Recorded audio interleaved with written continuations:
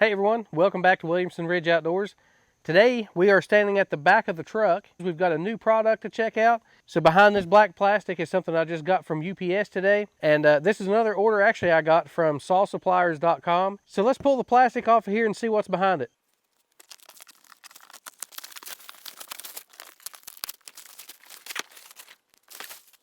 A new leaf blower. I bet you was expecting a chainsaw because I tend to do a lot of chainsaw stuff. So this is a Echo PB-9010T. This is supposed to be the world's most powerful leaf blower. I have a lot of leaves and stuff around here, and the leaf blower I have, it works fine. It does a good job, but there's so many trees and so many leaves and stuff that I thought that having something like this could actually save me quite a bit of time.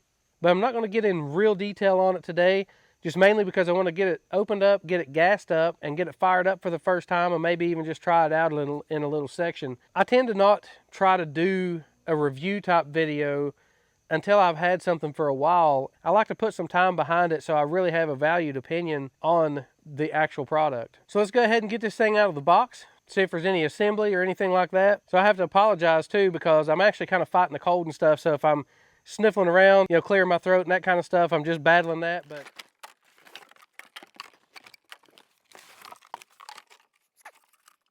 the first thing I'm actually kind of worried about, this tube in shipping was actually pushed into the side of the machine over here. It's got this tube all out of round and stuff there, and actually somewhat kind of damaged the output tube right here. But I might maybe warm it just a little bit and then take something and kind of work that back into a round shape and get this big indentation and stuff out of it. We'll work with it and see what happens. So let's get this thing put together. So our first step here is to hook our flexible hose up to the output here on the blower. The ends of this are actually made a little bit different. You can see this one end has the ridge on it. That's the end that's actually going to go on to the blower because there's actually a ridge on here that matches. So we're going to go ahead and get our band clamp ready. We're going to put it on one end.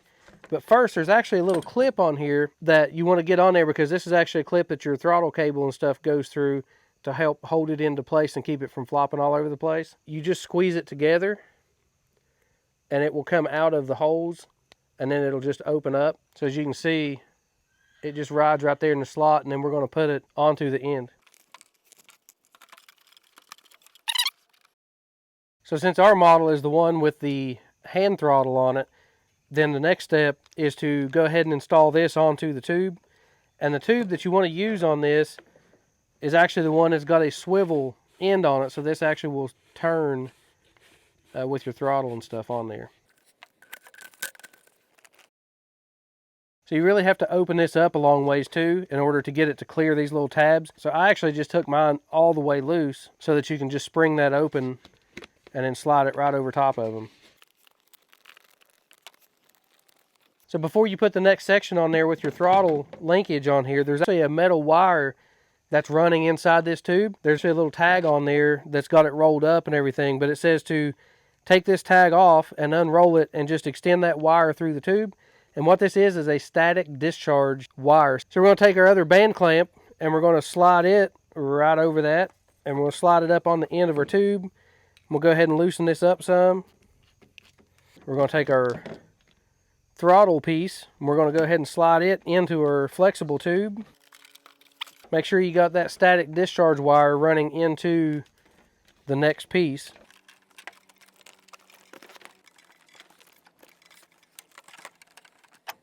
So we're going to go ahead and snug our band clamp down there. So we'll go ahead and run the throttle cable through your clip. So now that we've got that, then we put our next pieces of our blower tubes on. There's these little tabs on here, and you just line them up with the openings on the top and bottom of the tube, and you're going to slide it up into it, and then you're going to lock it into these notches by turning the tube into place.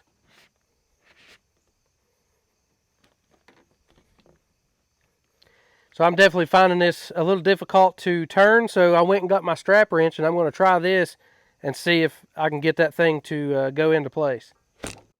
So one strap wrench wasn't working so great, so I'm going to try a second one.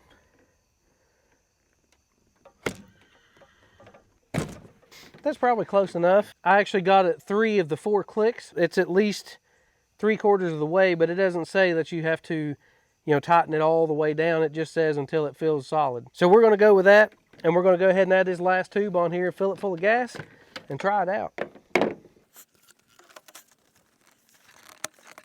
So there's 2 of the clicks on this one by hand. I'm going to go ahead and try to take this one a 3rd click.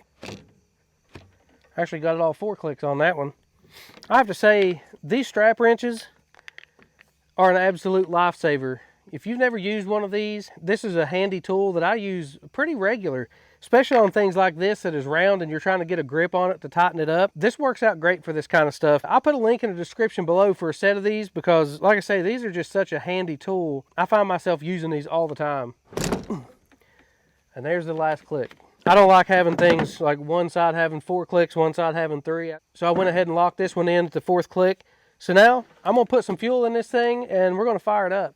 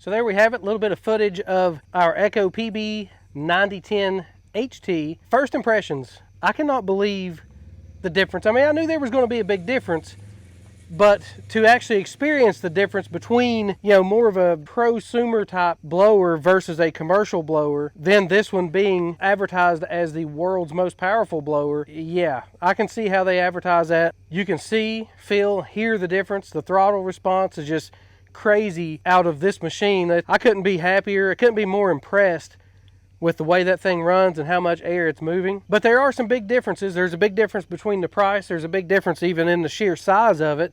and the size of the motor. The Echo is a 79.9cc blower, and this Husqvarna, this 150 BT, it's only a 50.2cc. There is really no comparison between these two blowers, but I am going to do an actual so-called comparison video just in case there's somebody out there that is trying to decide where they want to go with like a prosumer homeowner type blower, or whether they want to spend a little bit of extra money and go ahead to the commercial blower. So the section of the video I shot down here on the road, you know, our driveway is about 10 feet wide or so, and you can see as I'm standing over on one side and I can blow those leaves plumb over on the other side of the driveway and just kind of keep pushing them right on over and not have to do nearly as much walking to move those leaves and stuff around.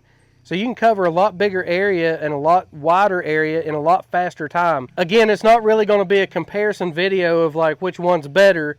It's going to be more like, you know, which one is better suited for you going to a full grade commercial machine or staying in that prosumer line. So another thing I really like about this blower is the simplicity of the air filter. This thing just has two snaps right here on the top. You just pop those loose. Your air filter's right there. You can just pull it out, put your new one back in, make sure it's seated in the housing good, line your cover back up, and then put your snaps back on.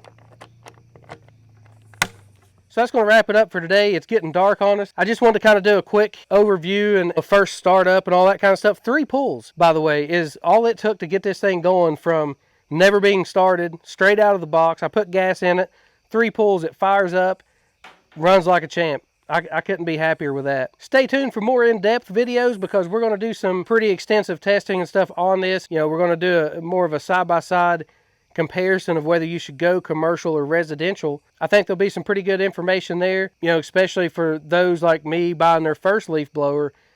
You know, I wanted to get something that was powerful, but I didn't want to spend a whole lot of money the first time. I kind of wish that I would have went full on commercial the first time in my situation because I have a pretty good sized yard with a lot of leaves. So I wouldn't have to buy it twice like I did this time. So like I say, stay tuned for all that. I appreciate you following along and watching today, and we'll see you in the next one.